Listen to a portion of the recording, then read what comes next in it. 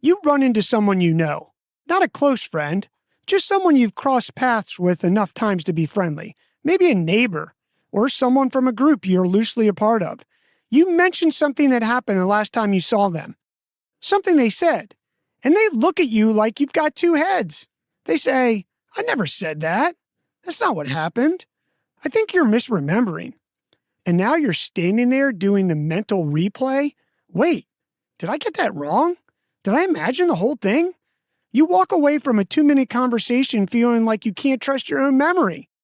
That's not a bad memory. That's gaslighting. Today we're covering gaslighting, what it is, what the research says about how it damages your sense of reality, and 3 ways to protect yourself and your sanity when you're dealing with a gaslighter in your relationship, your family, or your job. The term comes from a 1944 film called Gaslight, where a husband secretly dims the gas-powered lights in the house and then convinces his wife she's imagining it. She's not. He's doing it on purpose. What it does is simple. Someone systematically makes you doubt your own memory, perception, and judgment. And it works because it's slow. By the time you feel the damage, you've already stopped trusting yourself. And here's what the research says. A 2024 study published in the Journal of Interpersonal Violence titled Gaslighting Experience, Psychological Health and Well-Being, the Role of Self-Compassion and Social Support, found that gaslighting was a significant negative predictor of both psychological health and overall well-being. The study also found 2 things that protect people from those effects: self-compassion and social support from family and close others. Gaslighting was shown to disrupt mindfulness and a sense of common humanity, leaving people feeling isolated and disconnected from themselves. The damage isn't just emotional, it's cognitive. You stop being able to trust your own read on situations, which makes you less productive, less decisive, and less present at home, at work, everywhere you are. Now, here are 3 ways to protect yourself from gaslighting. First, keep a private record of what actually happened. Start a notes app on your phone, not shared with anyone, date stamped in the moment. He said X. I know what I heard. She told me that the meeting was at 2. I have the text.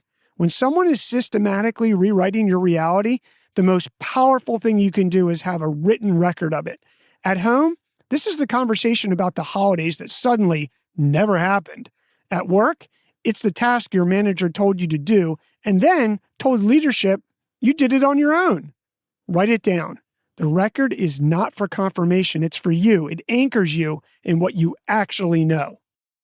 Tip number 2, name what you're feeling to someone you trust out loud. The research found that social support from family and close others was one of the strongest protective factors against gaslighting damage. There's a reason for that. Gaslighting works in isolation.